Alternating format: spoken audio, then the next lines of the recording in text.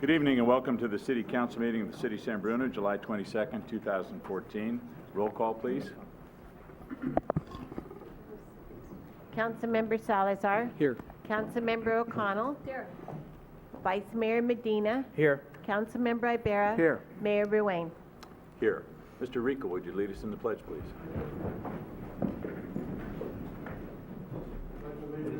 To the flag of the United States of America and to the republic for which it stands, one nation, under God, indivisible, with liberty and justice for all.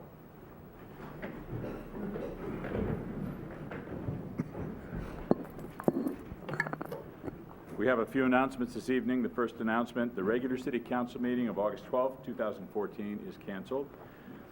The second announcement is the Beautification Task Force is accepting nominations for the annual Beautification Awards program. Applications can be found on the city's website in the city clerk's office. Did you want to say anything, Irene? Okay. And the third announcement is the city has installed sample street lights as part of a demonstration street light project.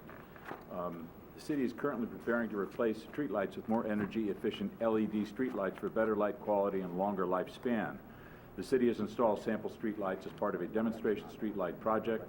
The street lights have been installed to encourage community feedback and comments. As part of this demonstration, the new LED street lights have been installed at 3rd and 4th Avenues at the intersections of San Mateo and Sylvan, and on San Bruno Avenue and Genevan Avenue between El Camino and San Mateo Avenue. More information about the project and contact information is available on the city's website, www.sanbruno.ca.gov. Presentations this evening. We do have one presentation, and we're going to present a proclamation for the 31st Annual National Night Out. And I'll read it. It's relatively short. National Night Out in San Bruno, Tuesday, August 5th, 2014. Whereas the Citizens Crime Prevention Committee plays a vital role in assisting the San Bruno Police Department through joint crime prevention efforts in San Bruno. And whereas the Citizens Crime Prevention Committee promotes the development of neighborhood watch groups. And whereas the Citizens Crime Prevention Committee is supporting the National Association of Town Watch's nationwide crime prevention program entitled National Night Out. And whereas the Citizens Crime Prevention Committee is encouraging established neighborhood watch groups to coordinate National Night Out activities. And whereas the Citizens Crime Prevention Committee is encouraging all San Bruno neighborhoods to participate by turning on outside lights and meeting their neighbors. Now, therefore, be it resolved that I, Jim Ruane, Mayor of the City of San Bruno, do hereby call upon all citizens of San Bruno to join the Citizens Crime Prevention Committee and the National Association of Town Watch in supporting the 31st Annual National Night Out, and do hereby proclaim August 5th, 2014 as National Night Out. And I encourage all neighbors and neighborhoods to participate by turning on outside lights and meeting their neighbors. I'd like to present this. Chief.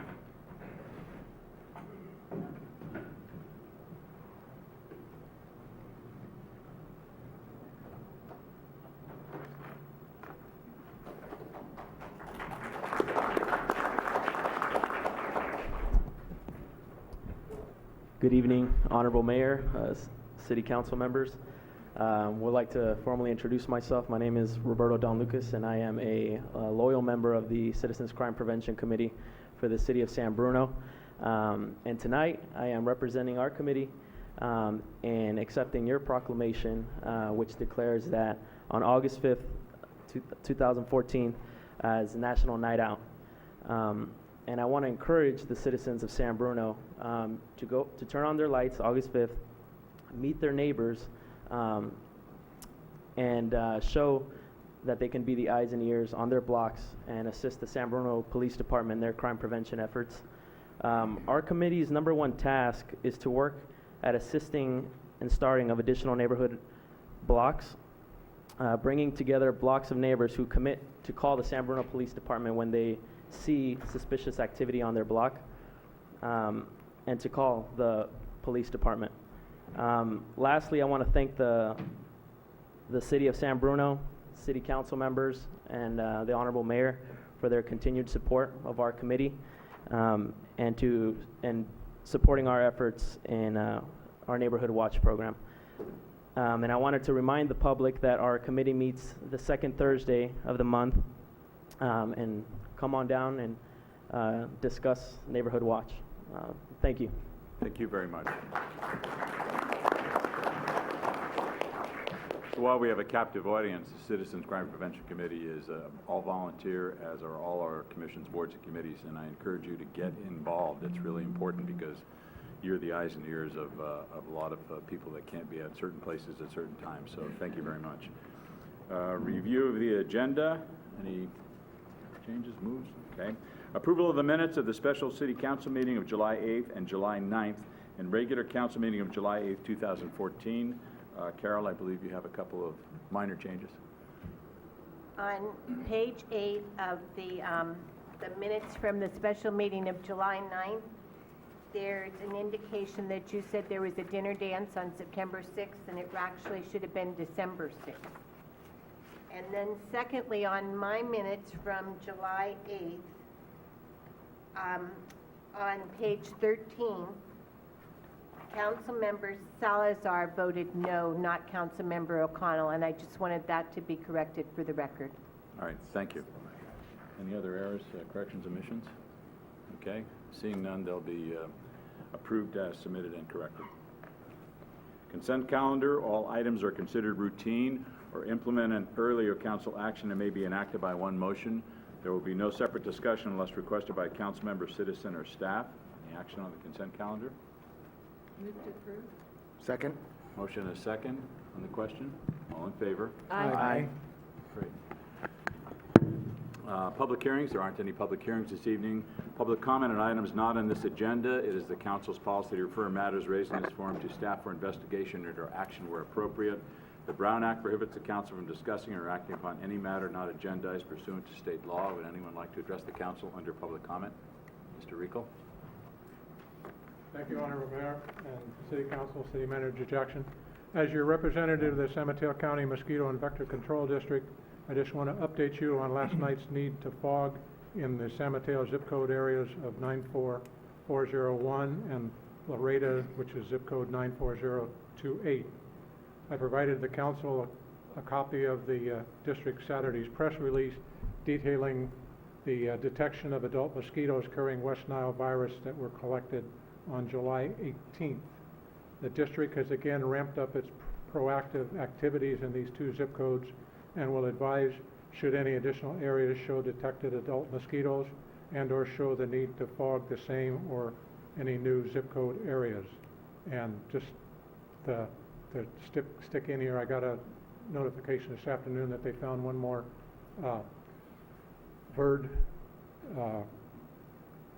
showing positive for West Nile virus, so they are obviously having to do some additional work. And I don't know whether that's going to lead to any additional areas or refogging, but I will keep you advised. The district advises that adulticide applications help to reduce the spread of virus. In addition to fogging, the district is always treating local sources, fish ponds, pools, etc., monitoring their bird and chicken populations, and continuing outreach, public outreach, running the seasonal catch basin programs. That's the little right-hand drive Jeeps you see running around, and conducting follow-up surveillance. Our staff is doing everything we can to reduce the spread of disease. Residents with questions can always call the district Monday through Friday, 8 a.m. to 4:30 p.m. at 344-8592. And as we have always been reminding you, remember the 4 Ds. Drain. Mosquitoes lay their eggs on standing water, so dump all standing water. Dusk and dawn. Mosquitoes bite in the early morning and early evening, so wear proper clothing and repellent if outside during these times. Make sure your doors and windows have tight-fitting screens. And the last D is for DEET. Apply insect repellent containing DEET, and there's a couple other insect repellent chemicals that work according to the labeled directions. And your city has been very good, the Parks Department, in doing the following. If you find a freshly killed bird or squirrel, not one that's been run over by a car, please call the hotline 877-WNB for West Nile virus, BIRD, and we will get notified of it and hopefully pick it up and test it. We now have testing capabilities, so we can do it in Burlingame. We do not have to send the sample to Davis, and it takes a week or 10 days to turn it around. Additional information on West Nile virus can be found at www.westnilevirus.ca.gov. Again, the district wants to thank the city, its staff, and residents for assisting in fighting the bite. And thank you very much. All right, thank you. Anyone else on public comment?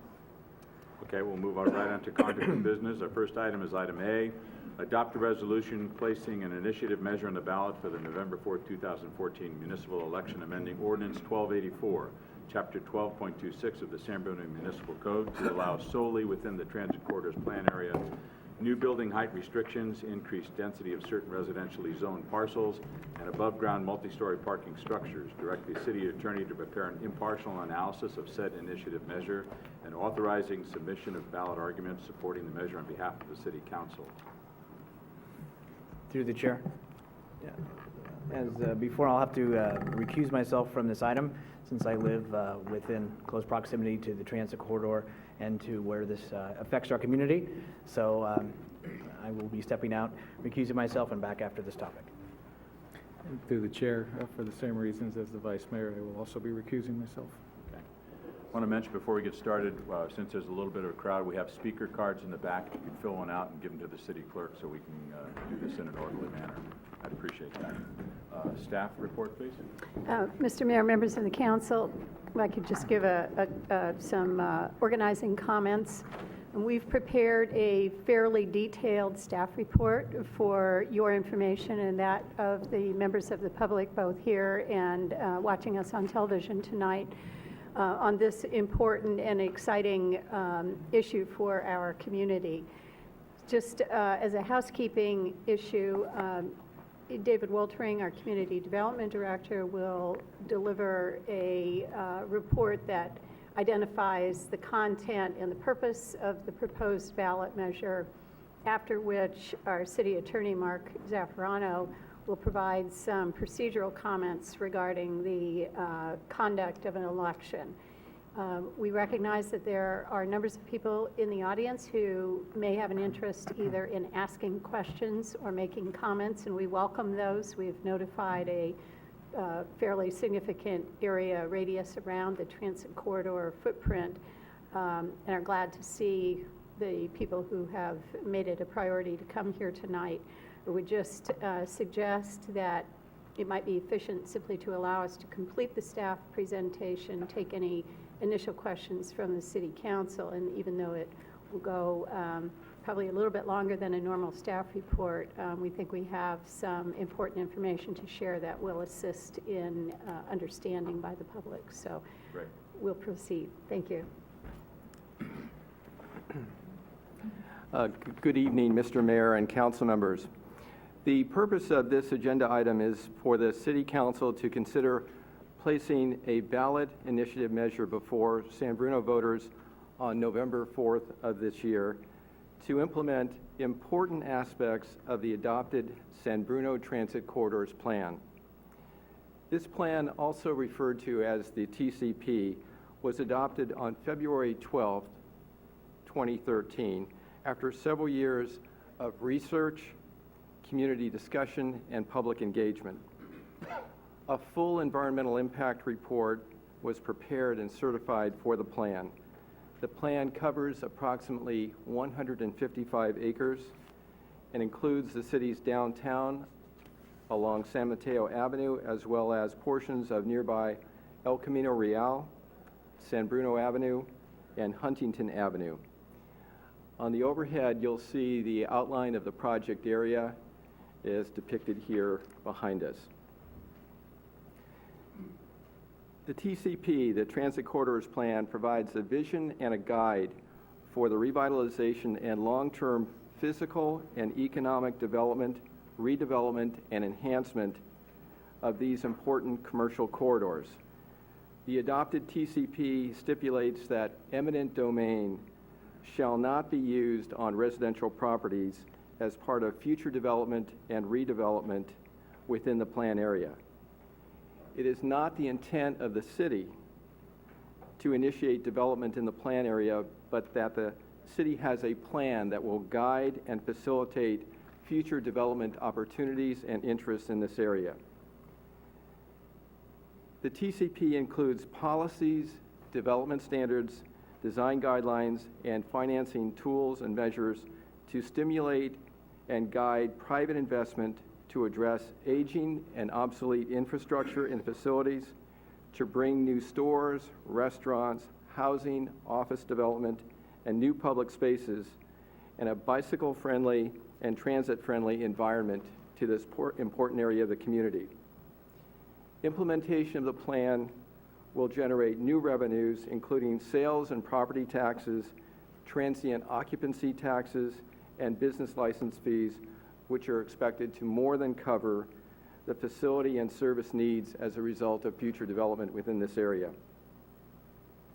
During the preparation of the Transit Corridors Plan, the steering committee that was appointed by the City Council identified certain constraints to achieving the vision of the plan.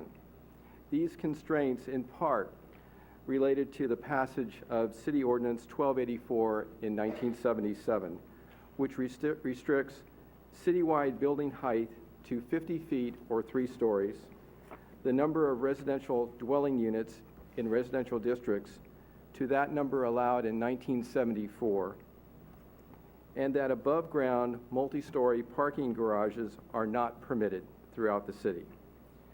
Research was conducted involving discussions with architects and real estate professionals and economists that confirmed that these constraints often were deterrents to new development projects and the ability to make projects economically feasible within the city of San Bruno.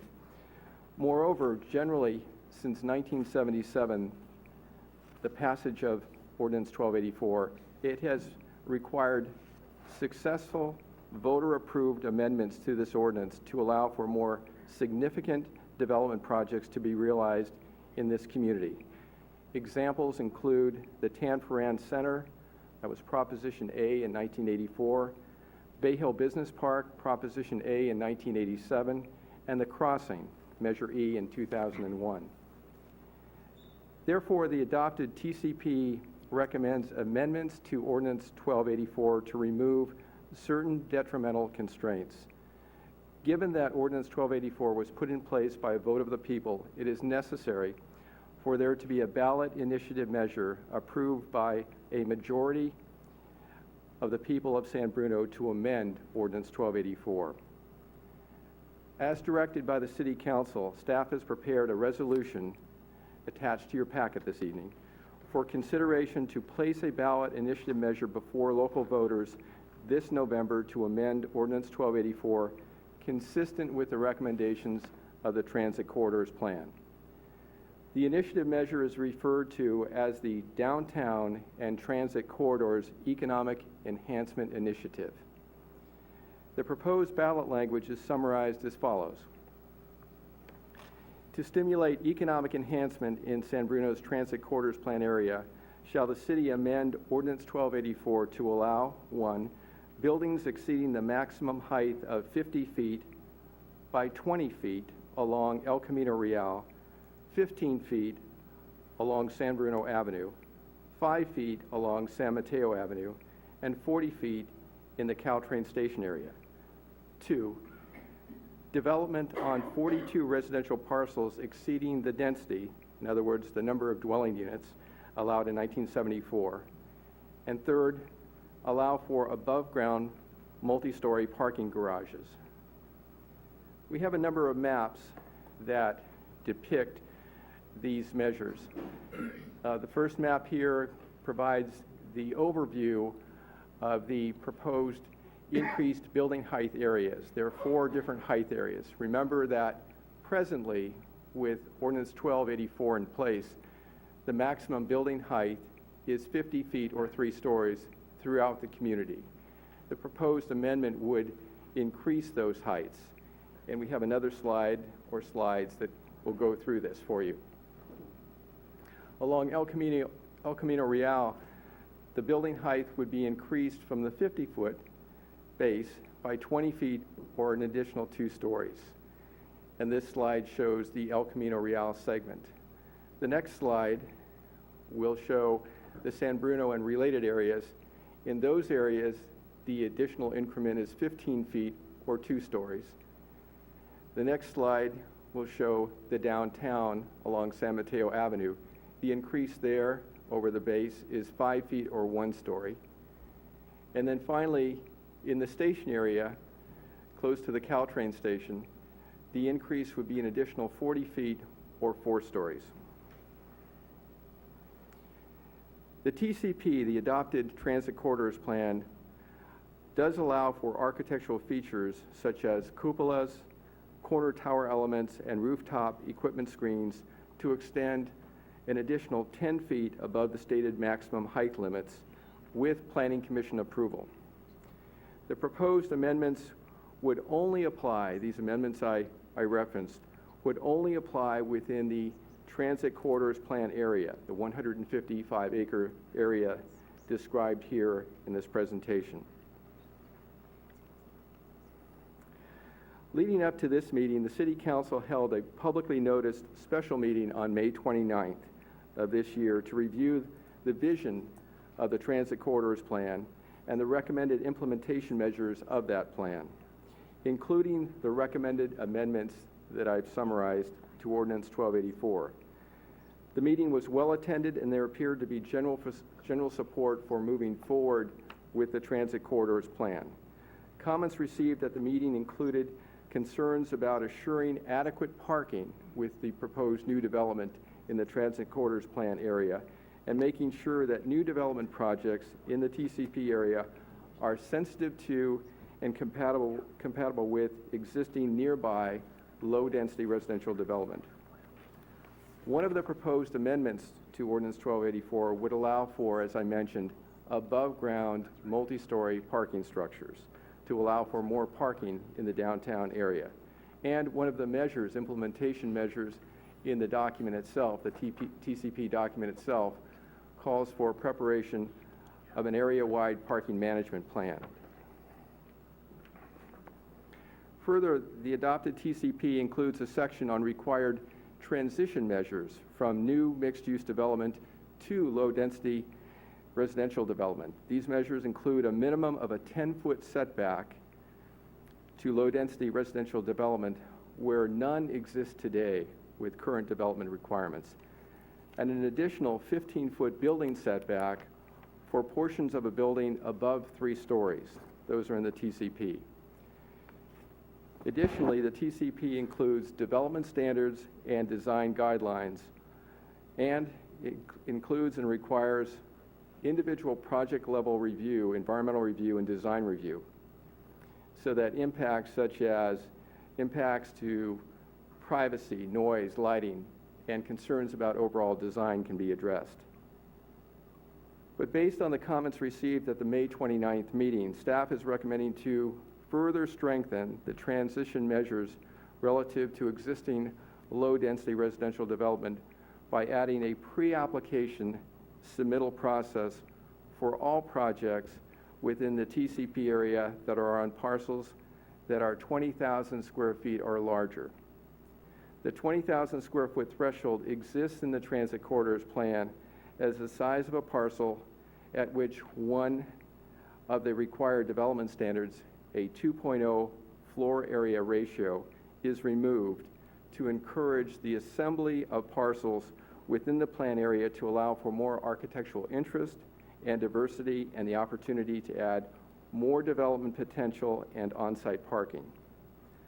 One would expect that these proposed projects would be larger in scale and massing and appropriate for additional review. An explanation of floor area ratio. A floor area ratio establishes the maximum development square footage allowed on a parcel. So for example, with a 2.0 floor area ratio, FAR, limitation in place, and a 10,000 square foot parcel, one would be allowed to develop up to 20,000 square feet, 2 times 10,000, of space or development area on that property. Given the relatively small individual parcel sizes within the TCP area, more than 90% of them are under 20,000 square feet currently, staff would expect that without assembly, most of those parcels would be developed with perhaps 2- and 3-story buildings. And so it appears to us that with the assembly, there's the incentive to bring properties together to create more architectural interest, allow for on-site parking, et cetera. But those would be larger projects and probably would warrant the additional review. The pre-application submittal process that we're suggesting being added to the transition measures would involve, before an application is actually submitted formally, that the pre-application process would entail preliminary drawings being submitted to staff for review by staff, an outside design professional consultant, and then that these plans would be brought to the Architectural Review Committee at a noticed public meeting so that neighbors and the public in general could come and comment on the project. With this process in place, these typically larger projects would have the benefit of outside consultant review, staff review, and public input prior to a formal application being made, giving the developer the opportunity to make appropriate adjustments as the application is brought in for actual submittal for review. This process that we're suggesting would be put in place by an amendment to the municipal code as part of the city's zoning code update process. There are some alternatives that you could consider, the city council could consider. We're suggesting that parcels that are assembled that are 20,000 square feet or greater would be subject to this pre-application submittal review. You could, on the other hand, look at perhaps all projects, regardless of size of parcel, that abut low-density residential, because that's the area that seemed people were most concerned about. Our sense is, though, that as I mentioned earlier, with the floor area ratio provision in place, typically on those properties that are under 20,000 square feet, the size of buildings will typically be 2 and 3 stories in any case, more typical to what would be allowed today because of those small parcel sizes. So the additional process and expense perhaps is not warranted, particularly given that the transition measures in terms of setback and step back that I mentioned would apply, as well as full environmental review and a development review process. You could also consider a second alternative, and that would be that, say, parcels of 20,000 square foot or larger only abutting the low-density residential areas could be considered. But again, our sense is that these larger projects may have impact even if they're across the street and not directly abutting. So we stand by our recommendation of those projects that are 20,000 on parcels of 20,000 square feet or greater to be those that would warrant the further review with the pre-submittal process. Overall, the fiscal impact that we have identified for moving this ballot measure initiative forward on the November 4th election of this year would be about $35,000 would be the additional cost to bring the measure forward. And it's anticipated with the new development that would come forward with the implementation of the transit corridors plan that the additional revenue that would come to the city would more than cover public service and facilities costs generated by this new development.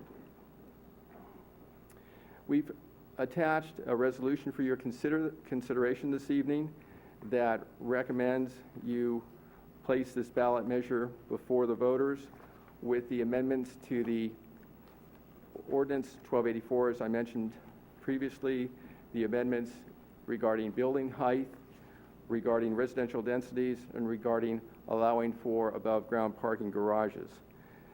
There are options you could consider to this resolution. The options could be that instead of the full TCP area, you could look at a reduced area. Our recommendation is the full TCP area to realize the full benefits of that plan. You could also look at adjustments to the standards, the height standards as an example, or you could look at placing the ballot measure on a future ballot.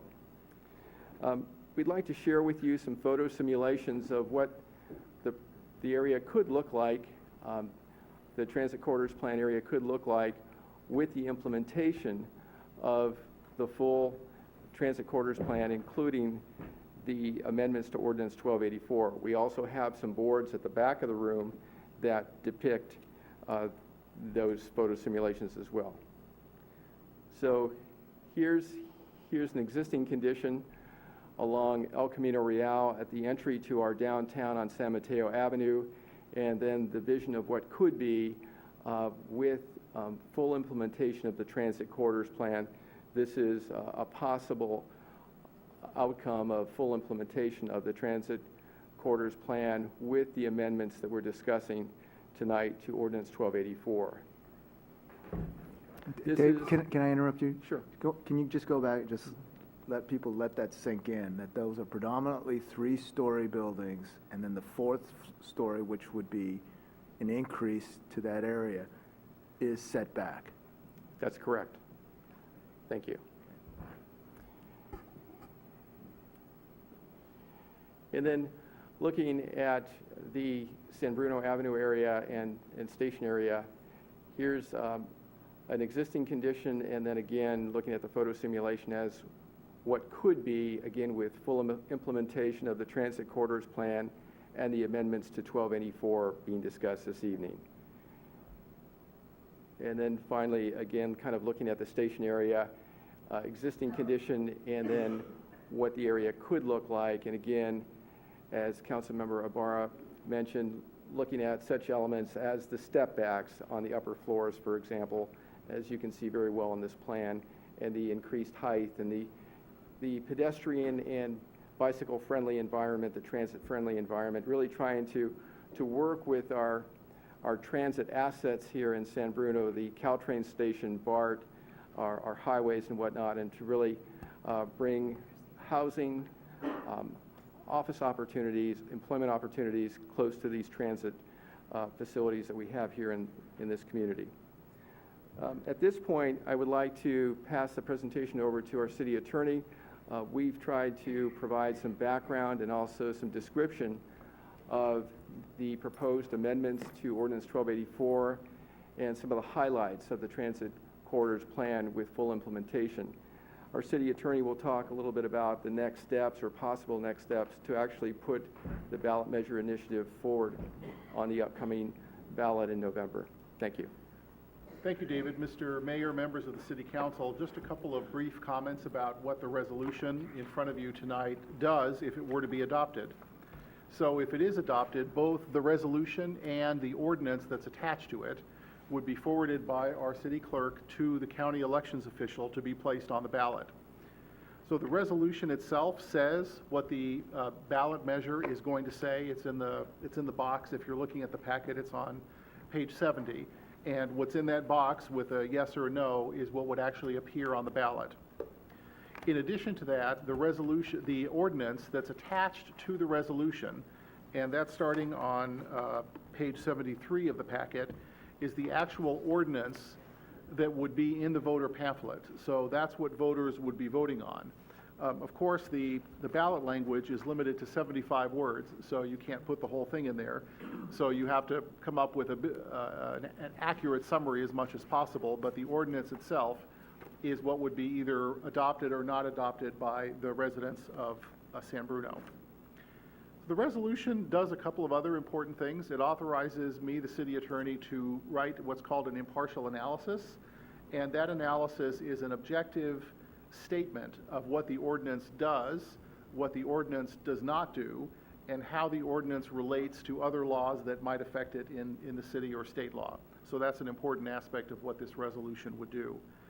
It also authorizes you, Mr. Mayor, to designate individuals, yourself, city council members, or others, to write an argument in favor of the ordinance if it's your pleasure to put it on the ballot tonight, as well as rebuttal arguments in the event that there's an opposition argument to it.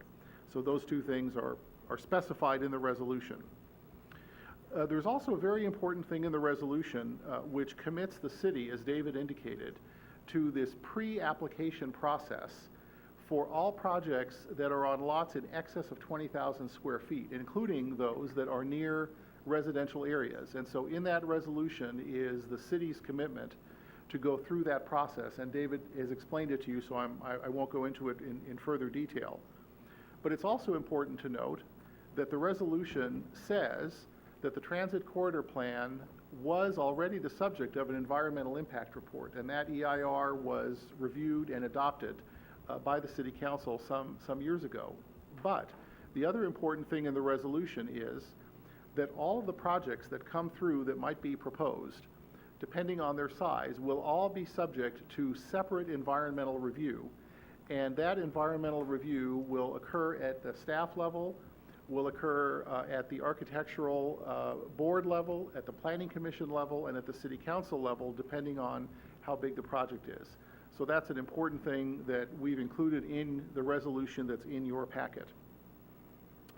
Also, the resolution makes it clear, as David indicated, that the transit corridor plan prohibits the use of eminent domain on residential properties. So that's something that is carried forward in the resolution and therefore is also an official act of the City Council.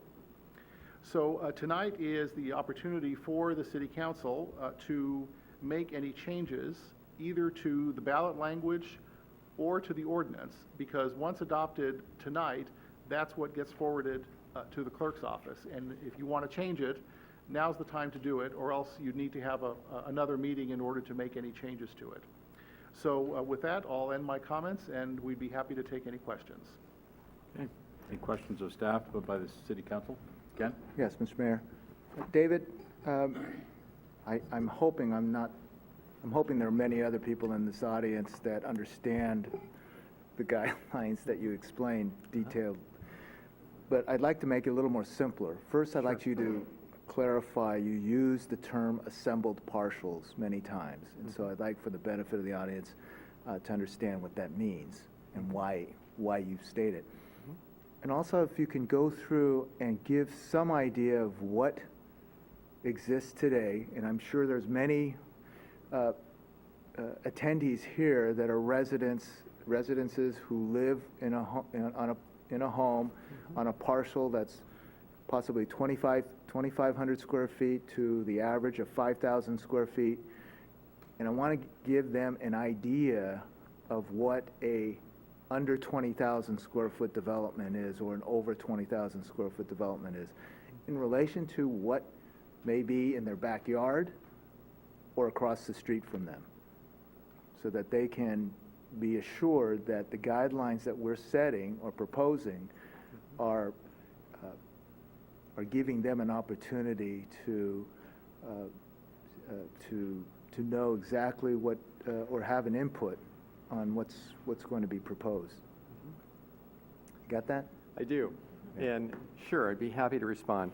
First off, as I mentioned, assembling or bringing together individual properties or parcels, the area that we're talking about, as I mentioned, and council members, you referred to as well, includes a very large number of smaller parcels, 5,000 square feet, 7,500 square feet, 2,500 square feet. So there are very, very few, in fact, I think only 7% or so of the parcels that are actually within the transit corridors plan area are 20,000 square feet or greater. And so as you kind of think about a mixed-use development project, and essentially this plan is about creating a transit village with a mix of uses, housing, commercial, restaurants, retail, etc. The idea is to try to accommodate those various uses along with the supporting needs, for example, on-site parking. So as you have these smaller individual parcels, the idea, and there's actually an incentive, as we described in the presentation, an incentive to actually merge or bring together these smaller properties, parcels, to make larger parcels, so that you can create these mixed-use environments with, say, retail or commercial on ground floor, say retail restaurants on ground floor, perhaps residential units or offices above. So as you do that, the idea would be to bring together properties, allow for the mixed-use developments, which are going to be larger in scale, and to support those with, in many cases, on-site parking. So that's the concept of assembly, bringing together of individual smaller parcels to make larger parcels, and the plan actually encourages that.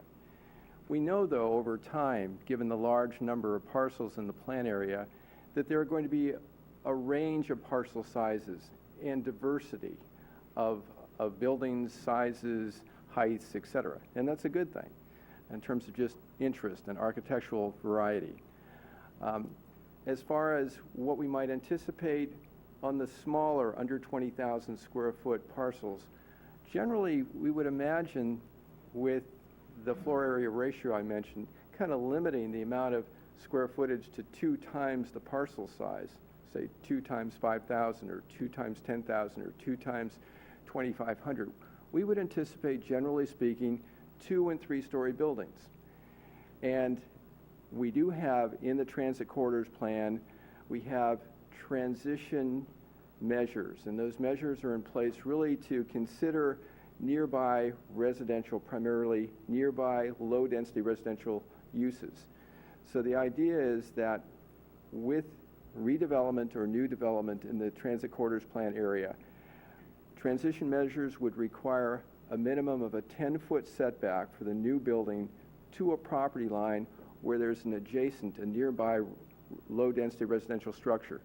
So the setback requirement, 10 feet minimum.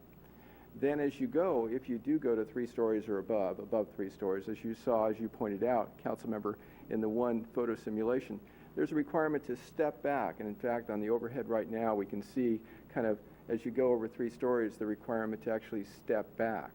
So that's another provision. There are also architectural guidelines. So in terms of, again, kind of looking at the photo on the screen behind us, you'll see that there's a lot of articulation and window treatments and whatnot to kind of create, again, architectural interest and kind of break up the facade so that there's not a blank, consistent facade or wall, but there's kind of an in and out and undulation. So both vertically and horizontally, the idea is to break up the structures with offsets, with window treatments, with various architectural features, and those are part of the design guidelines.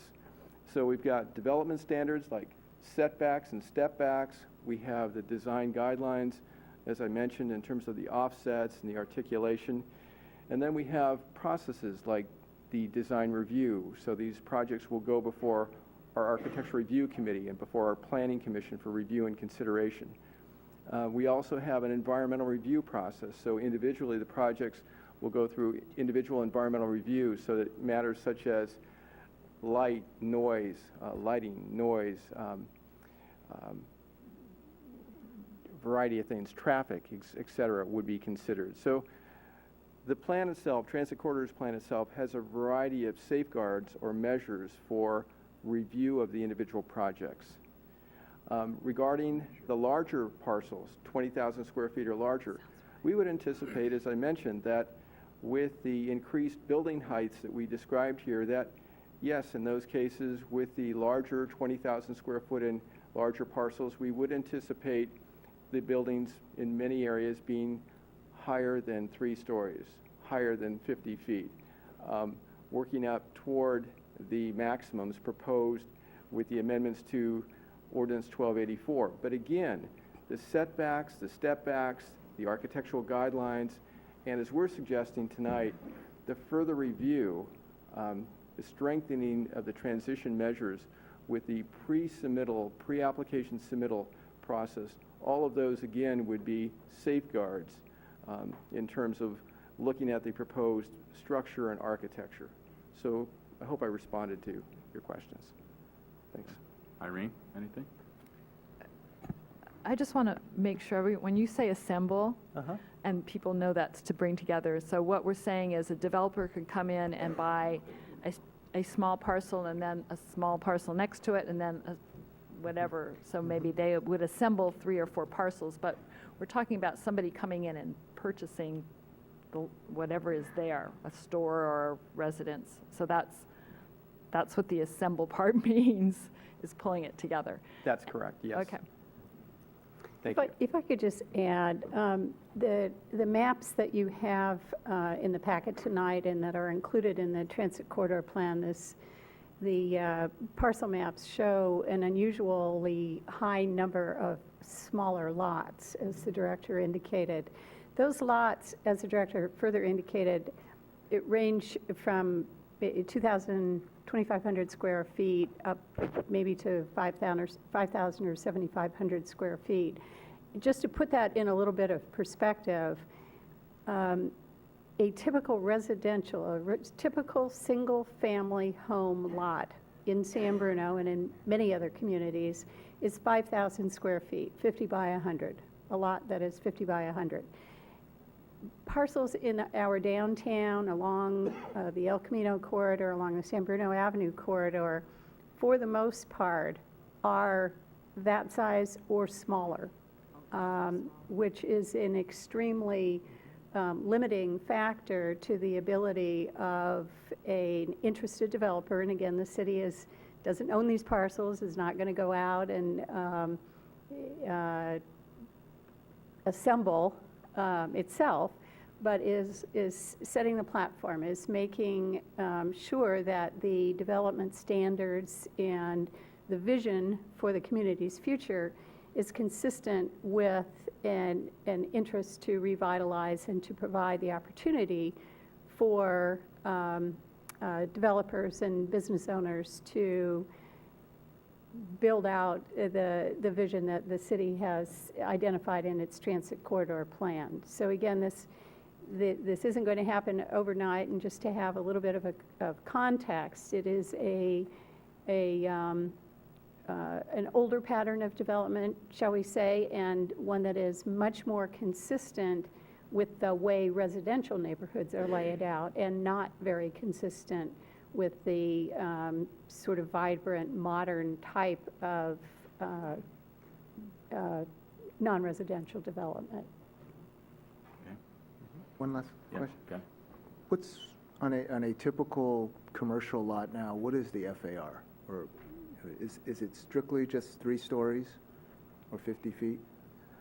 Currently, it's 50 feet or 3 stories, but there are other development standards that come into play. So, for example, parking would be one that would come into play in terms of the amount of development potential on a particular parcel. So but theoretically, you can build a 3-story box that pretty much fills the entire parcel. There is no FAR floor area ratio currently in our commercial districts. And theoretically, someone could do that. We do have, of course, our design review process. We have our planning commission. So we do have our review Could be process. a pretty box. Well, we would certainly encourage, strongly encourage offsets and articulation and good design. All right. Anything else? Anything else from the council? As I mentioned earlier, we have some speaker cards. If you can give them to the clerk. I'll call you up when she gives the cards to me. We'd like to hear from you now, too. Carol?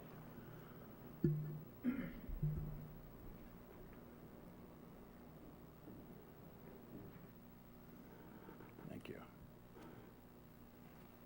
Let's see. We're going to try to limit this to 2 minutes if we can, because we have a crowd. Jamie Monazon? Jamie?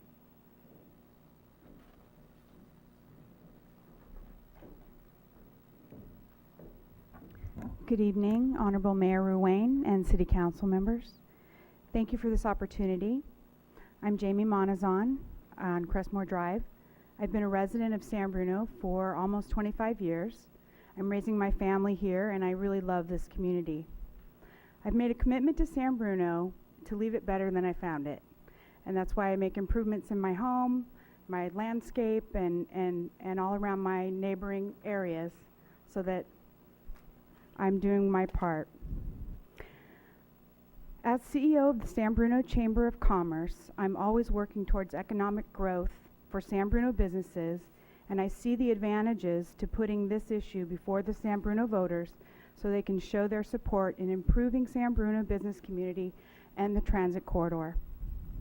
I further feel that the proposed changes in Ordinance 1284, I've done my research, will increase opportunities for existing businesses, create jobs, and build new businesses to improve the San Bruno business community and the city as a whole.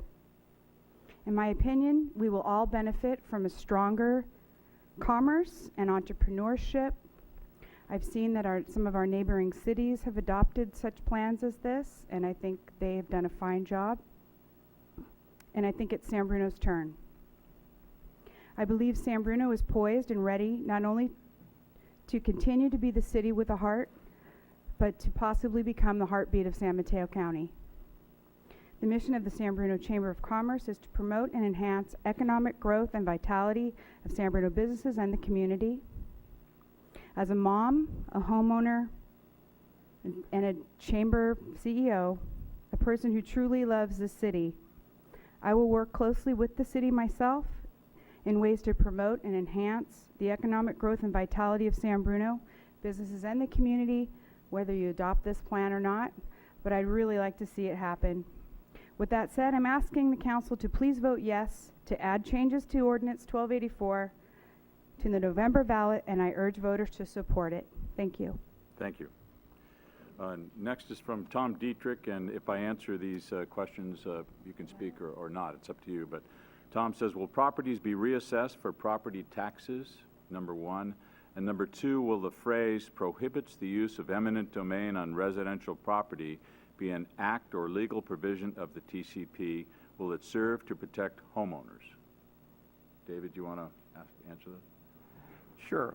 Regarding the first question regarding reassessment, we would not expect reassessment unless they would be selling the property. Okay. And the other one is eminent domain? The other one regarding eminent domain, the plan itself, specifically states that eminent domain would not be used on residential properties.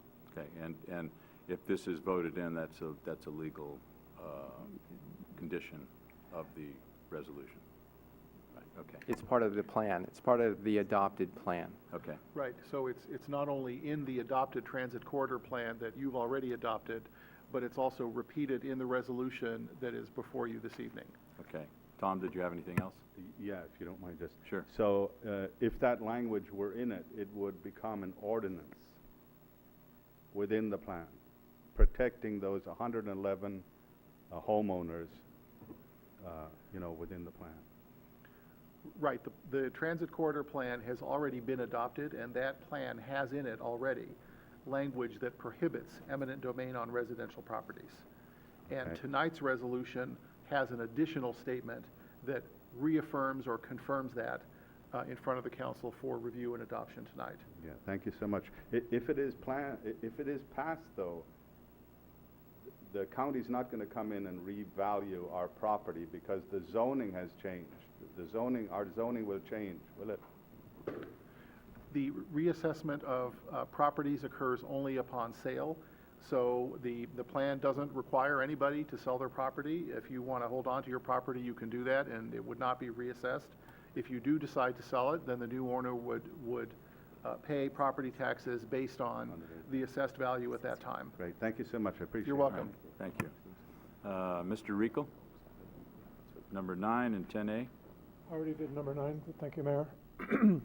I stand, Robert Rico, excuse me, 7th Avenue.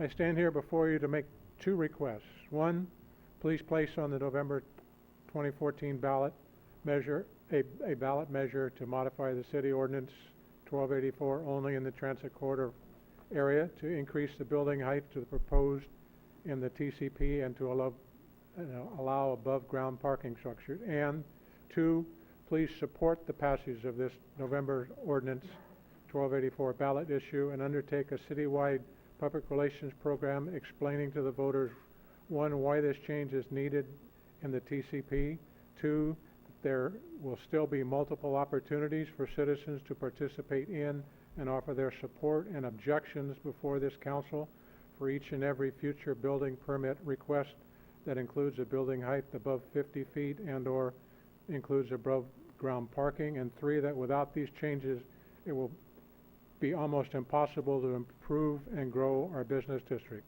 I've served on the TCP committee as well as the redevelopment advisory committee, and I know the work and reasoning that has gone into the adopted TCP and that the TCP must fully be implemented if San Bruno business districts are to be revitalized and grow. Without additional building height and possible above ground parking, San Bruno business district is destined to dry up and fade away. This November ballot issue will not pass itself. The city has a big task ahead of itself to sell the needs and benefits. I will work to pass this legislation. Please give me the reasons and facts needed to successfully convince other voters to pass it. Thank you for your time. Thank you. Russell Steins.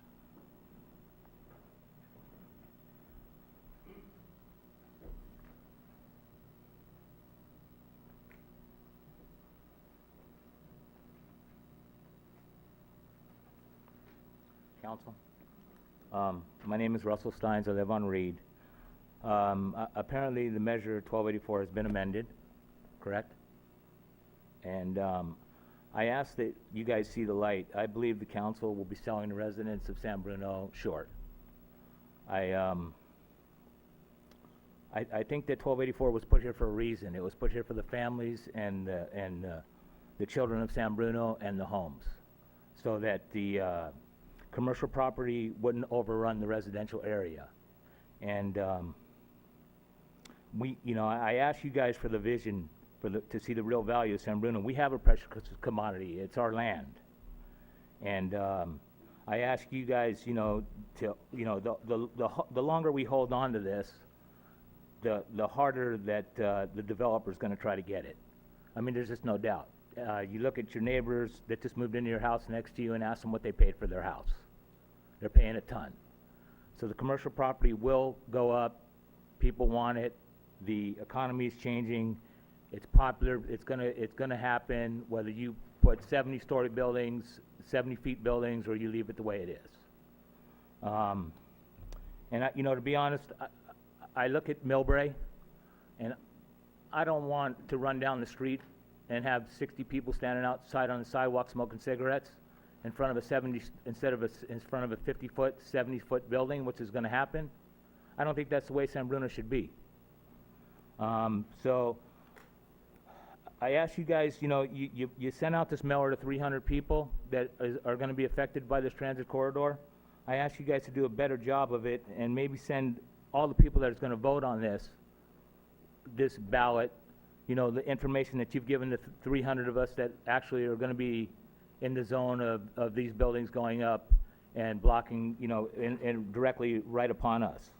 I just ask that you guys do, send out some mailers to everybody and do a better job of being a little bit more transparent on this.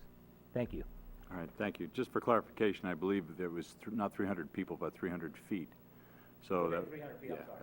that's a lot. Yeah, there's a lot more people than that. So anyway, okay. Let's see. Joe Cassidy.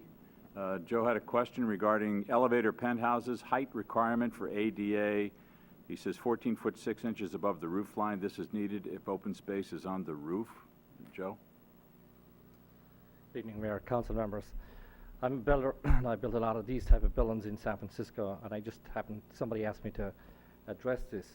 Since these type of buildings, a lot of times you'll have open space on the roof. And to comply with ADA, San Francisco had to make this big change that the elevator has to go to the roof. And for that to comply, you need 14 foot 6. I just want to make sure that that's in there, because if you go ahead and you approve, if the people approve this measure and somebody goes in to build, you're going to have a huge problem coming down the line. So it's just one of those things that needs to be addressed now if you're going to put it on the ballot. Okay. Any comment on that, David, at all? The one comment I would have on that is that, as I mentioned in the presentation, there is a provision in the transit corridors plan, adopted transit corridors plan, to allow for 10 feet of additional height for such things as elevator shafts, rooftop screening, cupolas, tower elements. So there is a provision to allow for at least 10 feet. That would be the maximum, though. That does Maximum not work. addition. That's the provision that does not work, and I can show you, if I can get your number later, I can show you the drawings and what it needs to comply with ADA. It needs to be 14 foot 6, exactly. I went through this, and I got the ordinance changed in San Francisco, and it took me about 2 years to get it done, but we finally got it done. So that 10 foot does not work. It works for a stair penthouse, no problem, but not for an elevator, with the override on the elevator. Just want to clear that up. Thank you. Through the chair. Ken? I mean, I don't doubt that the gentleman knows, what's required for an elevator penthouse, but I would think, even though you're making a provision for those type of extensions to the height, that's something that's going to be taken into consideration. So whether it's 14.5 feet needs to be on a elevator penthouse, and if they're pushing the limit, then I'm sure that the special review will say possibly reduce your height, even maybe as far as reducing a story. I mean, we're not looking at... That's correct. Yeah, we're not looking at, I mean, any project, any development that's going to be pushing the limits, and then on top of that, wanting to put rooftop amenities along with an ADA compliant elevator penthouse is probably going to be highly scrutinized. I would agree with that. That is correct, because we've identified maximum building heights and then the allowance for the additional 10 feet under special circumstances for a limited number of features, and a developer would have to work within those parameters. All right. Any other cards, Carol? Yes.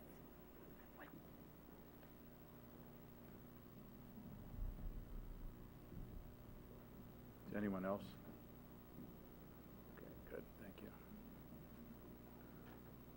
Thanks. Let's see, okay. Roman says, suggest free Wi-Fi on this corridor to attract more public. Sounds good to me. I'm sure that's probably being worked on right now. We have some yeah. Okay. Free Wi-Fi. Okay, and so we're working on some things right now that are going to surprise you in the very near future. So, Martin Medina, impacts to water system. Any comments on that? In terms of comments on that, the transit corridors plan went through a full review. You want to comment on that, Marty? Sure. Good evening, Council and San Bruno. When I first saw the TCP and saw all the lovely pictures, I was really impressed. I know city staff has worked extremely hard on this, and clearly everybody would like to see a beautiful, bustling downtown. Our downtown has been neglected for years. In fact, this year, I have seen an increasing number of homeless sleeping within the doorways. And I know this ordinance will not resolve that issue, but I still ask the council to look into it. The TCP, my first question tonight is, what are the staff and consultant costs associated with the TCP? I heard tonight $35,000 is what's projected for future costs, but how much money has been spent for everything previously done? My primary concern is the water supply. We all know about the drought. They say brown is the new green. I heard tonight that the TCP went through an EIR. However, did it address the current conditions that we are facing? Is there enough water to add these thousands, 10,000 residents, 8,000? How many? But is there enough water? Because currently, in the past, San Bruno relied on water wells, but over the years, we're relying more and more on SFPUC water, and SFPUC water is expensive. There is already a plan for an 83-unit residential mixed-use building to replace the old downtown theater. Based on 10 units of water per month, that's over 500,000 gallons of water per month, just for that one location. So if we're going to do all this out, did the EIR address that number with the current conditions? Because that EIR was probably done a couple years ago. There is a limited amount of water now. Perhaps all projects involved in this TCP should have a separate tiered rate directly associated to the SFPUC rate. I'm also concerned about the costs associated with increasing the capacity of our water and sewer systems to allow this development to occur. Can the council assure us that the new developers will pay for the increase in the capacity and not pass it on to the current ratepayers? And lastly, I'm currently undecided on the ballot initiative for these reasons and the questions brought up by the residents tonight. I look forward to the answers, and I believe by law, the council was required to notify the residents within 300 feet, but they really should have notified everybody because this really affects everybody. Thank you. Okay. Any comments on water, David? You know, on water, there was a water assessment plan prepared as part of the Transit Corridors Plan, and I think that Mark Sullivan can probably give more background on that. And if Mark, if you would do that, I'd appreciate it. The Transit Corridors Plan is a specific plan, and state law has specific requirements for all specific plans. And that includes what's called a water supply assessment, which looks at the projected development, and there was an analysis of the future water demand and whether the city could provide that, fulfill that demand. And the supply assessment showed that there was sufficient water supply, and it's also been incorporated into the city's long-term water master plan. It's in the urban water management plan. The growth in the TCP is in the urban water management plan, and it's in the water master plan, as are the other infrastructure, the increases in demand for example, sewer, that's also included in the city's long-term plans. Okay. So that is considered, and the total number of units is maximum number of units is 1,610 units, which could add 3,000 people, and over a very long period of time. So that's the short answer for the water issue, and we can provide you with those documents. We have them on record. In fact, we're putting together all the background documents that support it are available for public review.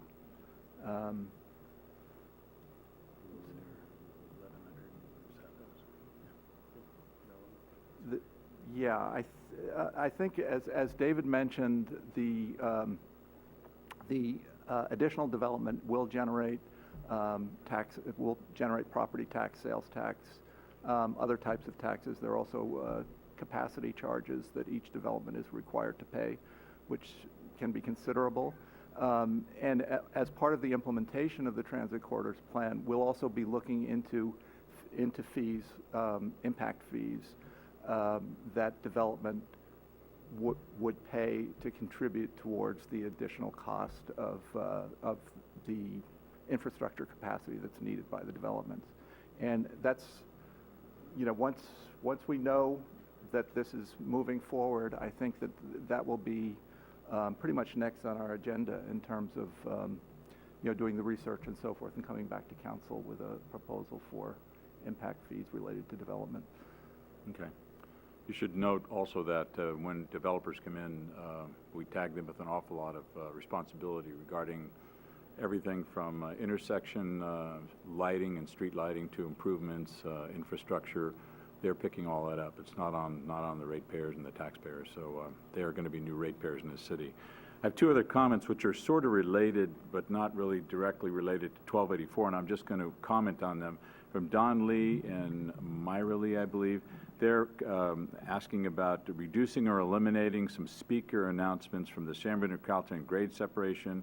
It's annoying and stressful, and you should know that I received an email last week requesting that we try to do something about it. I forwarded that on to the manager. I believe the manager forwarded it on to Caltrain, so we get some comments from them. It is their speakers, it's not San Bruno, so we're doing what we can to try to minimize that impact. You should know that we're working on that. So, okay.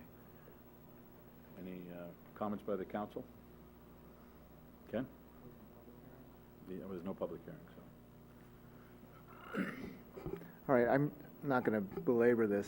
I just want to say that I read 1284 probably for the first time in a while. Maybe about 6 years ago I read it when we started this process, and then I read it again today.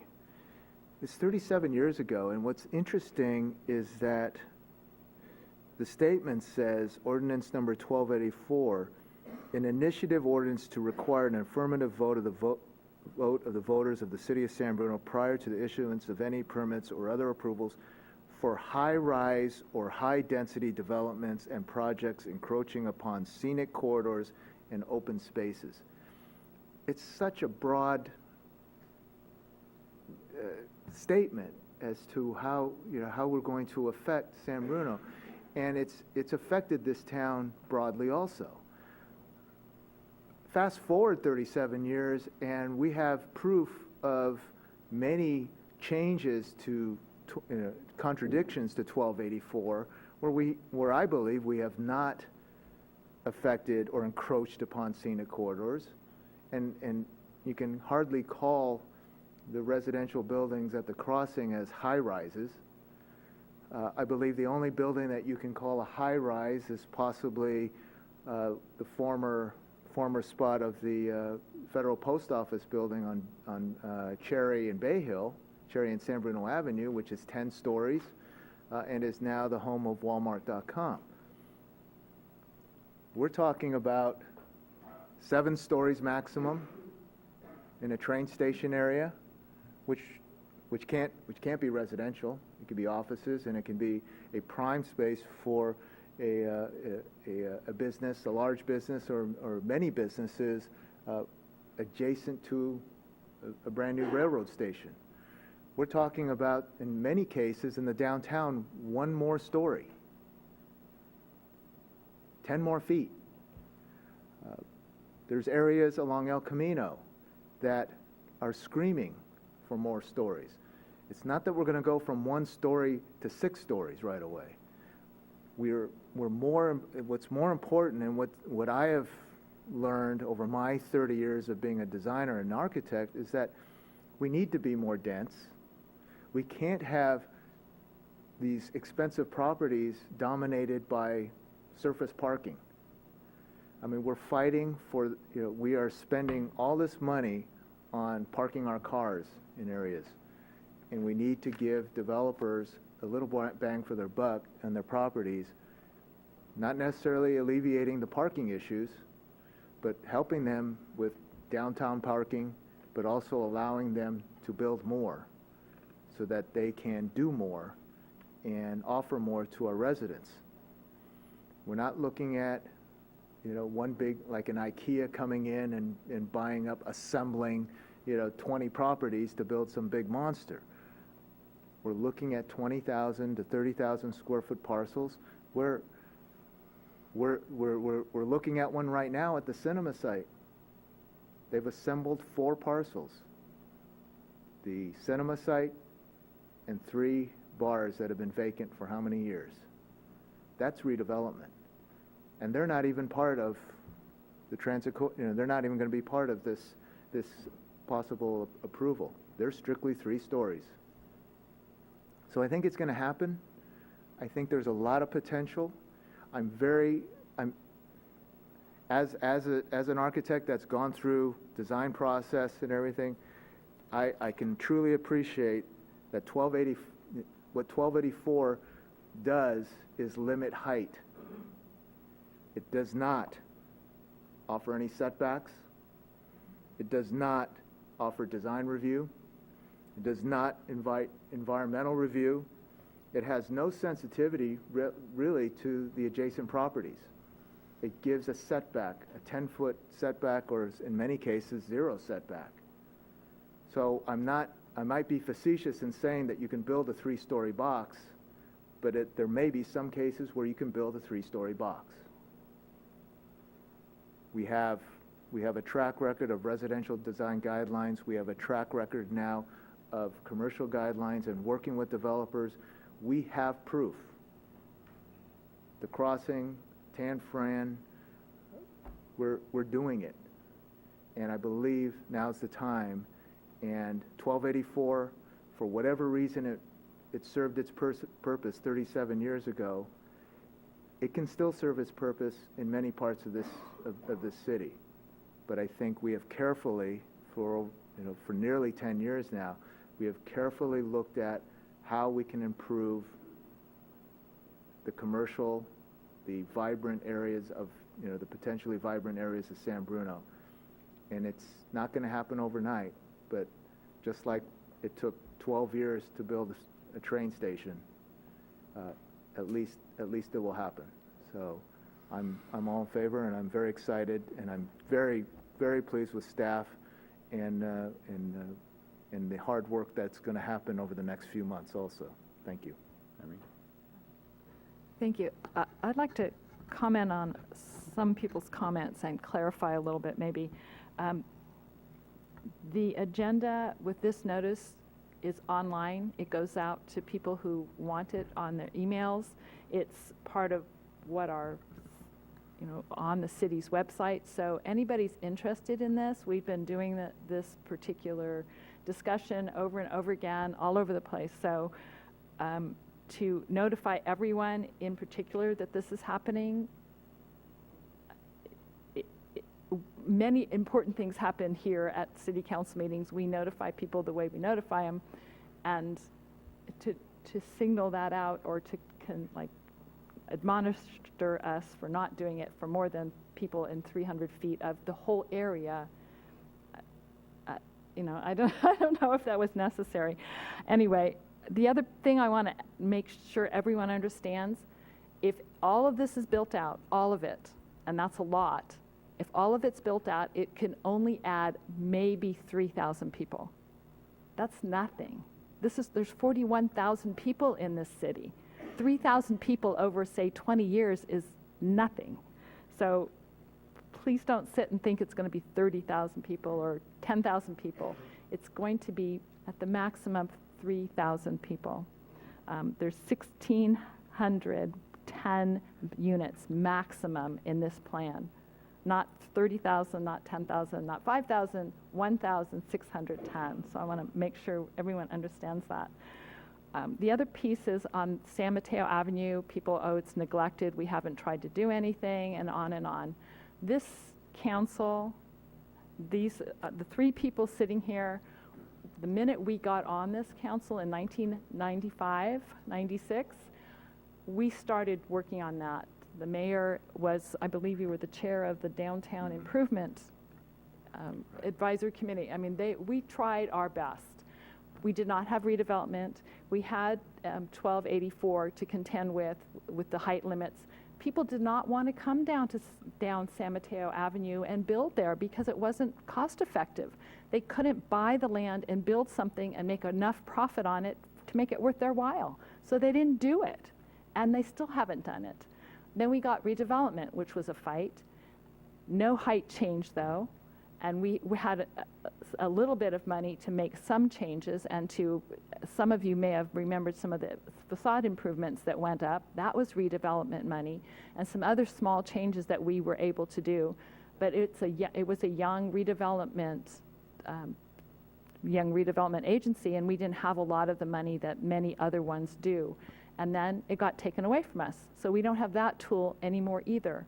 So think about it. If you're a business owner and you want an X amount size building, you sit down and you say the cost of the land is X, the cost of construction is Y, the cost of all these other things, and you add it all up and you say, okay, I can do this if I have 4 stories.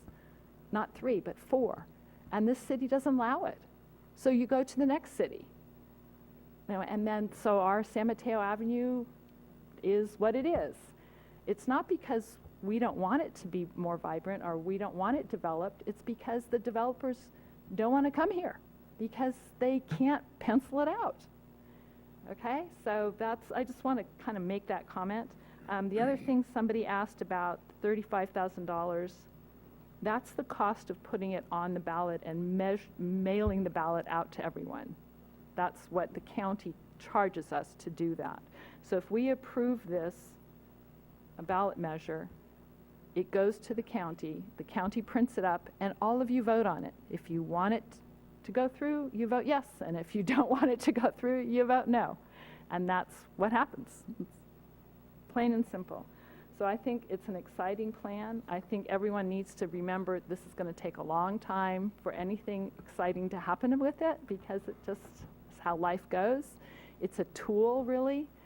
We can then market the city and say you're allowed to do these things as long as you follow these guidelines.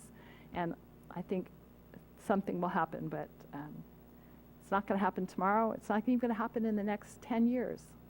A little bit here and there, hopefully, but it's going to take a while. So this is the tool to let people do that, and that's what we're looking for. Good, and to finalize, I just want to thank Ken and Irene for saying what they said. I've been at this since '95, and I was the chair of the BEDC, the Business and Economic Development Committee, here years ago. We tried to get a lot of businesses to assess themselves so we could approve the streetscapes and do some things, and a lot of them just didn't want to do it. It was really unfortunate. The whole thing is trying to make the city attractive. People have said to me since '95, why can't you bring in so-and-so to San Mateo Avenue? Why can't you bring in so-and-so to El Camino Real? You have to make it attractive for them to want to come here. And 1284 is not very attractive. It's 40 years old, it's antiquated, and as Ken said, there are no protections really other than a height. This is a state-of-the-art resolution and ballot measure that we want to put forward. The comment was made by someone, geez, if you keep waiting, the land's going to get more expensive. Good, it'll be expensive, empty land. We have to allow developers, and they're knocking on our doors now, to develop this land. It was 10 to 12 years ago that we started talking in a friendly way finally to Caltrain to say, what can we do with one of the 5th most dangerous intersections in the state of California? And now you have a state-of-the-art grade separation, which, by the way, did not cost the city of San Bruno 1 penny. All right, it's the only one in the county that we didn't have to chip in literally tens of millions of dollars to do. So that's a later argument, yeah, if you want to stick around. If you want to stick around. But we have to make it attractive. This makes it attractive in a very, very well thought out way. There were a number of years that I sat with Ken on the TCP and listened to the residents, listened to the neighbors. The business community was part of that. And this is the culmination of all of that. I think it can't happen soon enough. We really have to get going. It's not going to happen overnight. This is a very long-range plan. But there are some things that are going to happen very shortly. If this thing gets passed in November, developers, you see an old decrepit bank building sitting down there across from the grade separation. Developers want to do something with that, but they can't do it at 3 stories or 50 feet. So there's a lot going to happen in a sensitive way, and there's so many protections in here for you, the residents of San Bruno, pre-this and pre-that, an architectural review and up to the city council. So it's not like, behind some closed door something gets approved. This is wide out in the open in a forum just like this where you can all hear what's going on. So having said that, this is very exciting. I'm looking forward to it, and I would ask the council to take some action. I'll be happy to introduce the resolution. Councilmember O'Connell. Aye. Councilmember Ibarra. Aye. Mayor Ruane. Aye. Thank you. Before we go to item B, unless you want to stay and listen to the rest of the meeting, we're just going to take a 2-minute recess here to let you clear out if you want and let the other council members come back. Thank you very much.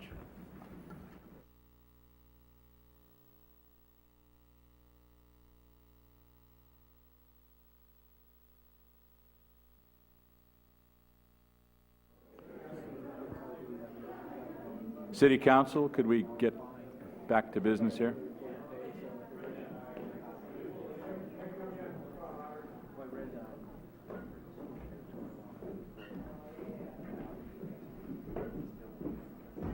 Well, you guys know how to clear out a room.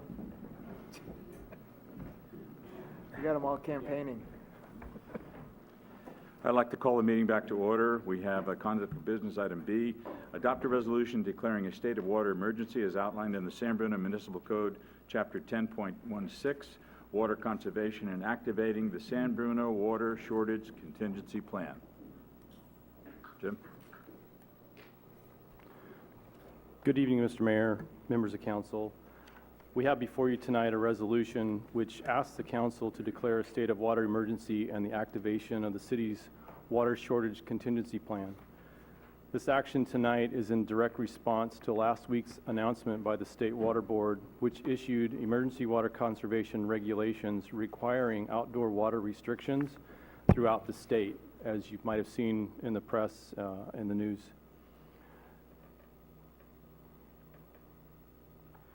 In addition, the state required activation of required the urban water suppliers to implement their water shortage plans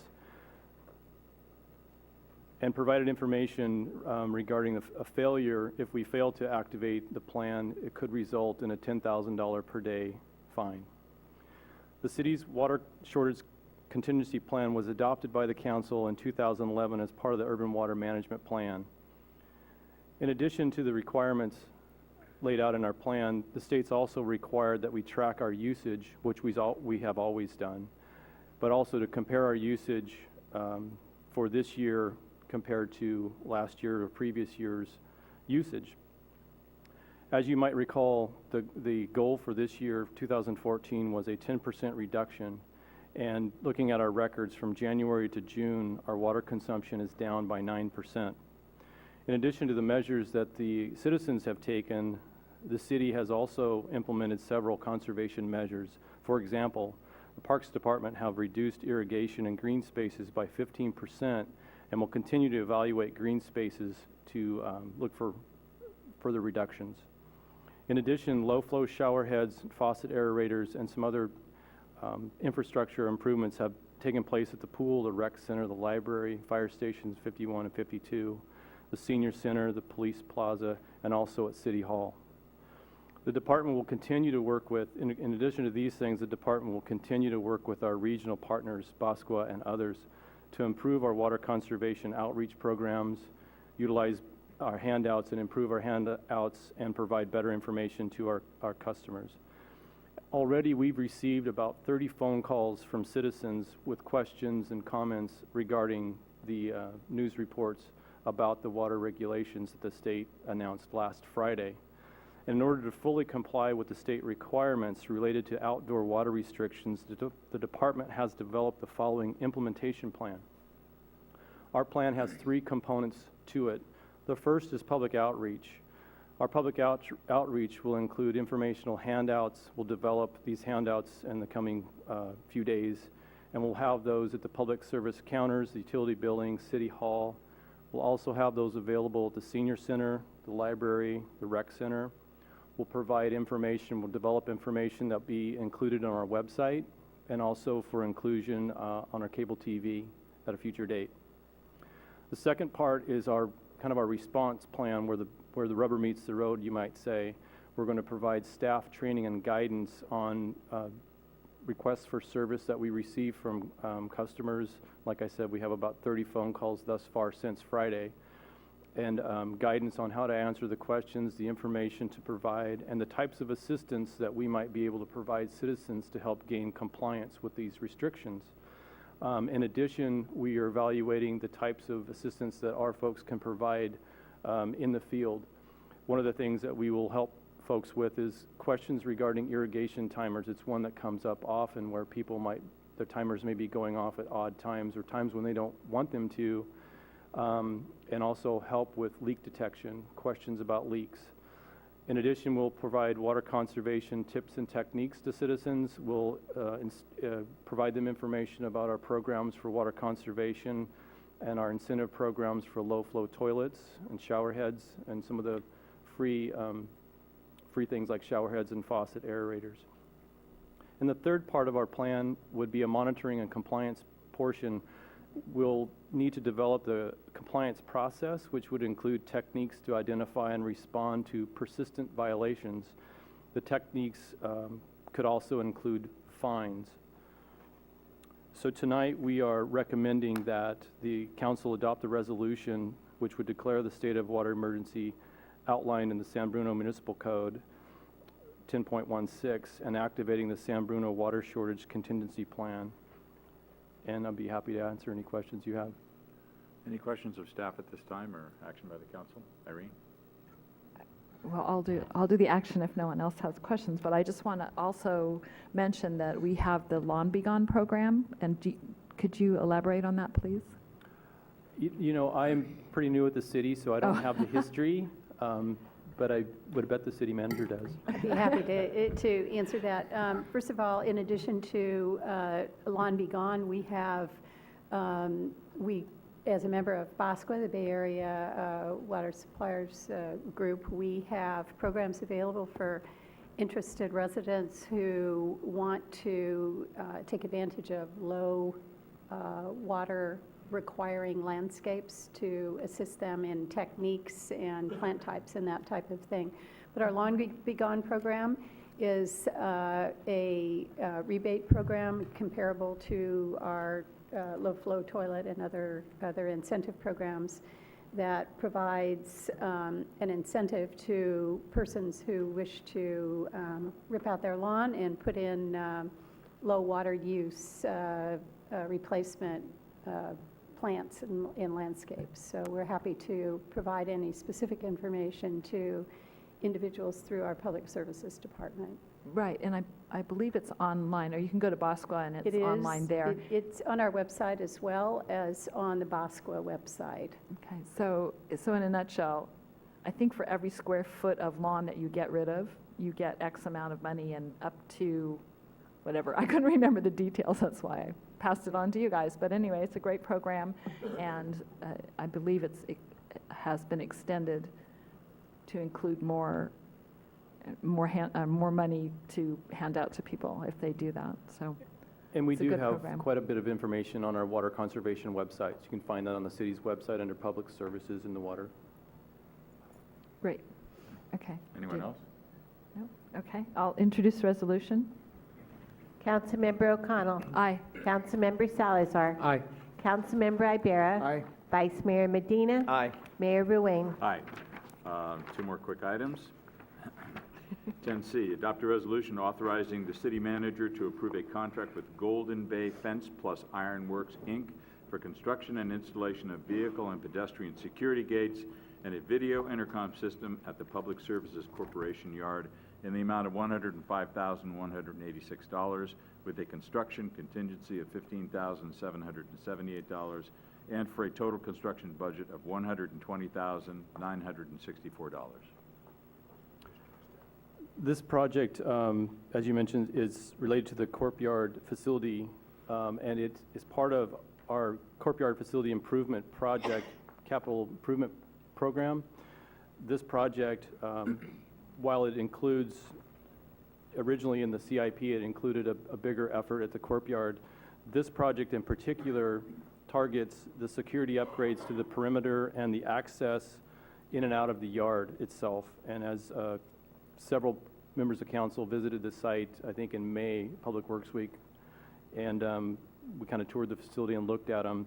This project includes 4 gates. There's 2 pedestrian gates and 2 vehicle access gates. One of the current access gate on San Felipe is the only one that's operated remotely, so we have remote controls in every vehicle that operate the gate, and the other is a manual gate. So this project would address many of the security concerns that we've had with our water facility and help secure that facility the way that it should be. It would also provide access control for the pedestrian gates and also a way to monitor who comes and goes out of the yard. We have visitors to the yard, not only vendors, but deliveries, but also citizens who come into the yard, and others who, we've had people wander into the yard as well, but citizens who just come into the yard. And being a water facility and a place where we've got some pretty expensive equipment and other sensitive pieces of equipment, that's what this project does. One of the parts of the system for these 4 gates is the control part, and I call it the technology piece. There's a part of this project is 2 video intercom access locations. One is a pedestrian gate and the other is a San Felipe gate, and that would allow people, visitors, to come in and buzz in, and we would be able to see, our administrative staff would be able to see who's there and ask them what they're there for and that sort of thing. and open the gate remotely. In addition, it has a technology piece that would phase out our remote controls and move to a system of RFID tags, which would be a little sticker that each vehicle would have in the window, so that when you approach the gate within a certain distance, the opener would read this signal and know that it's a city vehicle and let the city vehicle in. It's much easier to do, and it would track the vehicles that come and go. And also, over time, it's easier to add more vehicles rather than have a physical remote control. We can add vehicles like the police vehicles that need to come to the shop. Right now, the gate's just open all day long, so people can drive in and out, and it's hard to monitor. This project was put out to bid, and 2 qualified bidders were responded. The lowest bid was Golden Bay Fence at $105,186. They've done similar work for Stockton School District, Mountain View Sanitary, and they've also done some work for the city of San Bruno with our Cherry Avenue pump station. Tonight we're asking for a construction amount of $120,964, which would include a contingency of $15,778.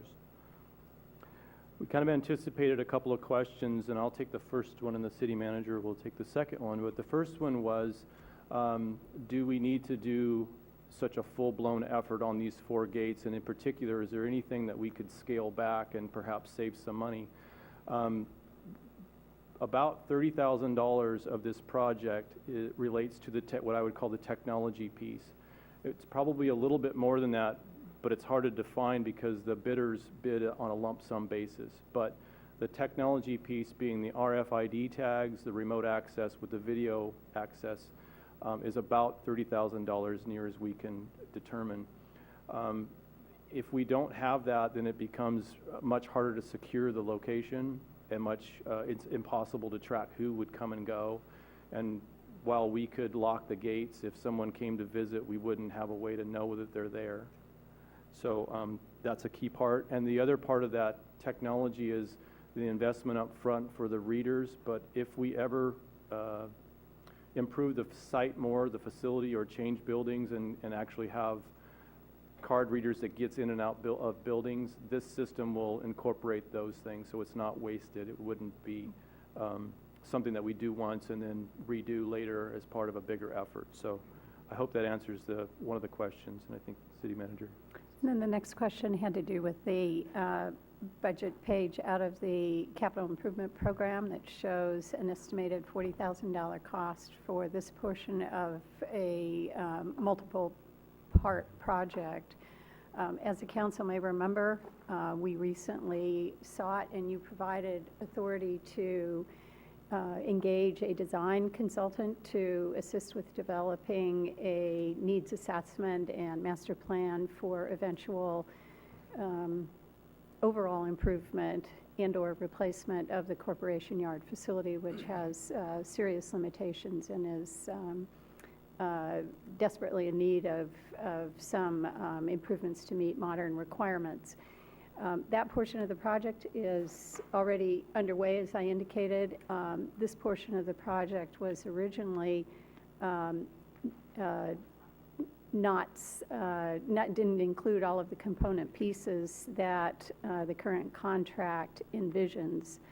And between the two, the security improvements and the needs assessment, facility master planning assessment, we do believe that that work can be totally completed within the $247,000 estimated cost of the overall project. My only caution would be that this is obviously not an amount of money or a project description that would fully provide for what we anticipate to be a much broader program of improvements that we will need to plan for down the road once the needs assessment and master planning work is completed. So the $247,000 should be more than adequate to complete the work that was envisioned under this project concept. Good. So we're happy to take any questions. Any questions of staff? Ken? Just quickly, yeah, I can truly appreciate, I really paid attention to it today, looking at the 4 gates, I mean, even the pedestrian gate. And obviously, they're not working, or they're very unsightly too. And I know it's an ongoing process, and I'm just hoping that we can, really improve on the look of that facility. Is barbed wire really necessary? It's surrounded by residents, and I know I'd be a little concerned if I had to look at that across the street all the time. But I can appreciate that we are going to pursue some improvements. So I think not just facility improvements, practical improvements, but I'm not looking at major landscaping or fancy fencing or whatever, but I mean just a little more sensitive to to being in a residential area. We share the concern, and I would just say that this project does not envision providing an adequate safety program or security program in order to allow us to eliminate the entire or change out the entire perimeter fencing and or the barbed wire. But that certainly is, we share the concern and recognize that this facility is not an amenity in what is a kind of a mixed neighborhood of residential and more industrial uses with the train tracks and all across the street. It's certainly not an amenity, and that is among the considerations that we're making in suggesting to you that a much more significant change needs to be considered down the road. That would help. Anyone else? Would it be safe to assume that spending this money now, knowing that in the future, hopefully the near future, we're going to be replacing this whole facility, that this won't be torn out and wasted? I think we have talked about that, and the access points on San Felipe and Huntington, we don't envision changing. So keeping that in mind, and that Ray's been involved with the master planning and the overall project as far as the courtyard facility. We anticipate that they may have recommendations for the whole perimeter fence, but this one in particular is just the access points. The 2 pedestrian gates may change, but the main money and the main technology will stay as far as we can determine at this point. All right, good. Rico? Through the chair, like was said, some of us were down there and saw the need for some of the gate and more safety, security, but also for a person who used to live on 200 block of Milton, so one of those residents that got to see the courtyard. I would also share, as far as across the street, there's, as you're walking north on Huntington, there's an area that is our stuff that I think it sometimes doesn't look as appealing as it should. And again, I firmly believe the city ought to lead by example. We can't ask of others what we won't do ourselves. So as far as the surrounding area and what we can do aesthetically and to bring it up, I think we owe that to the residents that live there. Any action by the council? I'll introduce resolution. Councilmember O'Connell. Aye. Councilmember Salazar. Aye. Councilmember Ibarra. Aye. Vice Mayor Medina. Aye. Mayor Ruane. Aye. Finally, 10D, adopt a resolution authorizing a city contribution not to exceed $800,000 for construction of the San Bruno grade separation archway. It should be noted that this was at our last meeting, was brought up and voted down 2-2 at a tie. So we decided to wait for Councilmember Ibarra to come back, so we had the whole council voting on this. Yes, Mr. Mayor, members of the City Council, just as a very quick update on this item, we've included in the written staff report that's in your agenda packet a spreadsheet that shows a summary presentation of the history of the design and cost evolution associated with this project. The specific action item that is in front of you tonight, brought forward as a repeat from your July 8th meeting, is your consideration to approve the $800,000 city share cost of the current and final cost estimate associated with construction of an arch that has the appearance of, consistent with the city's design plan that provides a smooth finished exterior, cladding in a simple aluminum panel type of finish without internal illumination or plexiglass cladding that was previously envisioned, and that the City Council expressed some serious reservations in terms of both its maintenance and integrity of the finished product. At this time, I need to advise you as well that the Joint Powers Board of Caltrain, the organization responsible for the construction, operation, and maintenance of the Caltrain station, has identified that they are preparing a funding agreement that would document and clarify and clearly articulate the various agreements that the city has expressed and the JPB has expressed over this relatively long period of the evolution of the design and the cost for the completion of the arch structure. I do not yet have a copy of that agreement, but expect to very soon. I'm told that it does articulate the $1.6 million total cost for the project and identifies the 50-50% sharing of that cost with the Joint Powers Board, along with other details associated with the implementation of the construction.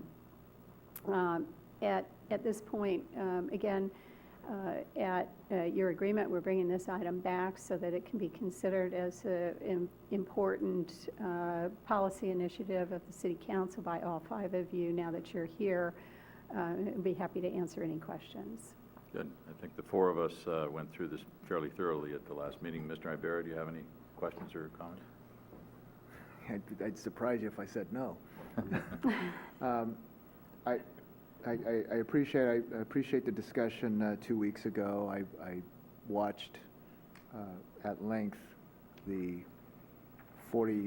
almost 40-minute presentation on this issue. And I truly appreciate my colleagues, regardless of what their how they felt about the issue. And I also appreciate the compliments passed on to the mayor and myself for our 12 years of trying to get this project completed. But I also want to say that 10 years ago or 8 years ago, when we had the community, correct me if I'm wrong, what do we call them now? The advisory committee. Right. The arch was always there. The arch was presented. The arch was designed within the grade separation. And ironically, at that time, there were various residents who were waiting for the other shoe to drop. How much money is San Bruno going to be stuck to pay for this? And every single time the JPB, at the time Caltrain JPB, said nothing. Nothing.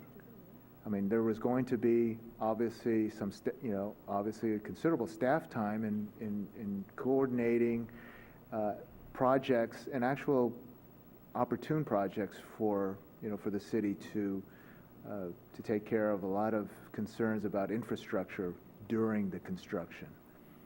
And so I think the grade separation not only has been a great statement of safety in our community, but it's also been a great opportunity for upgrading our infrastructure and also catapulting this development that we call a transit corridor plan. So to talk about an arch, what was frustrating is that when this whole discussion started, we had train engineers trying to help us design an arch. And I think we went along with the program, and we entertained some high-priced designers who tried to get us to put up other types of high-end, huge structures that were called art or sculpture, and we just never wanted, it just never appealed to us, and so we went back to the arch. And even then, the arch was not an arch that we all envisioned. It was some arch that was fabricated by an artist and proved to be almost impossible for the engineers to build. Their mock-ups were almost a joke, and it almost got many of us to say, forget about it. But of late, in the last few months, we got presented, once they realized that they needed to get some professional help and some real, true help in fabricating this arch, we came across a contractor who knows how to do metal cladding. And I was sold as soon as I saw that. And it's actually a building in Las Vegas that is just the sharpest thing I've ever seen. And that is going to be the way that they're building this arch. So I guess, not to belabor it, I think $800,000 is a great investment to cap off this project. $800,000 doesn't only get us an arch, it gets us a great separation, it gets us a new Posey Park with a water feature, it gets our residents some great landscaping, and it hopefully is, and I know, and I'm not going to say hopefully, but it's going to invigorate this whole community because of the development that this train station is going to bring. And so whether that arch is necessary or not, I believe it's going to be a major statement for this community. So I'm prepared to vote yes. Yeah. Any other comments or action by the council? Irene? I'll introduce the resolution. Councilmember O'Connell. Aye. Councilmember Salazar. No? Councilmember Ibarra. Yes. Vice Mayor Medina. No. Mayor Ruane. Yes. All right, reports of commission, boards, and committees. There aren't any this evening. Comments from council members? Irene, you had something? I just want to remind people about the Centennial Tree Project. We still have free trees. We have now 50. We're halfway to our goal. 50 people signed up for trees. We will be planting them August 23rd. So the last day for sign up for this part is July 31st. You can go online and find my my email address and my phone number, or these will be at City Hall. They're at City Hall, they're going to be at the Senior Center, they're at the library. It has the information about it, has the phone number. You can fill them out, drop them to the city clerk, or you can go online and request your tree. So I'm happy to say we're halfway to our goal of 100 trees. I know somebody out there is clapping, so that's great.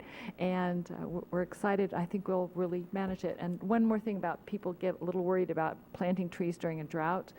They do take some water, but not a lot. And the advantage is that if they survive, they'll be very hardy trees. And in not very long, they will give you the shade and cover the grass and help clean the air and do all those wonderful things that trees do. So that's just what I wanted to say. Thank you. Anyone else? Mr. Mayor, Ken? I know you'll make more comments, but last week a great man died in this community, and that explains the San Bruno Joe DiMaggio baseball cap here. Tom Lara died last Thursday, many of you know, and I just want to say that I love the man, and no one's going to love this community anymore. Thank you. We don't have a closed session this evening. Prior to adjournment, Dave Nigel, one of our commissioners, is asked to speak to the council. Dave? David Nigel, 520 Skyline Boulevard. I'm going to talk as a private citizen and also an individual of the Park Commission. And I want to latch on to what Ken just said. Last week, we lost an icon, a very influential man that was loved in our community, and Tom Lara. And Tom served on the commission for over 30 years. But more importantly than that, he was known as Mr. Baseball. My own son played for Tom Lara and Mike Palmer. And wherever I go, when I was teaching in Burlingame, they also had a Joe DiMaggio team. And those two coaches, Tom and the coach from Burlingame, were friendly rivals, very serious rivals.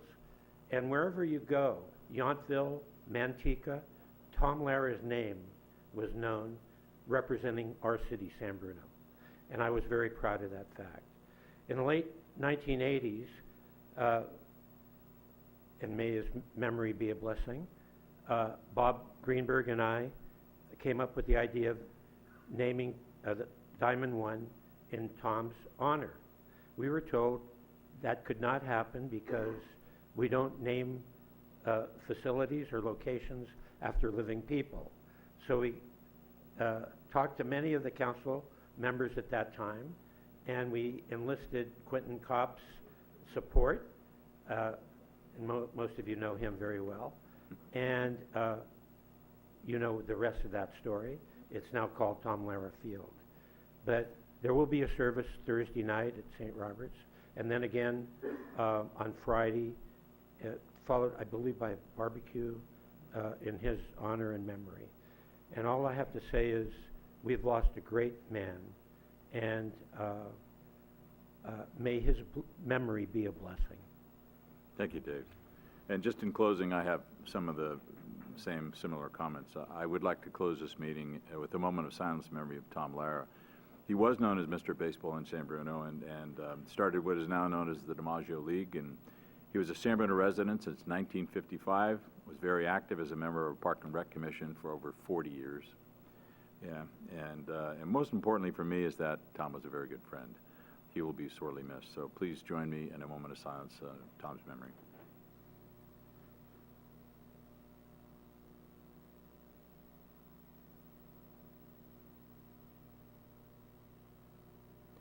Thank you. The services are this Thursday at St. Robert's Church at 6 p.m., followed by a funeral mass at noon on Friday, also at St. Robert's, along with some events at the field. I think there's a barbecue and a ball game and stuff, so we look forward to seeing everyone there.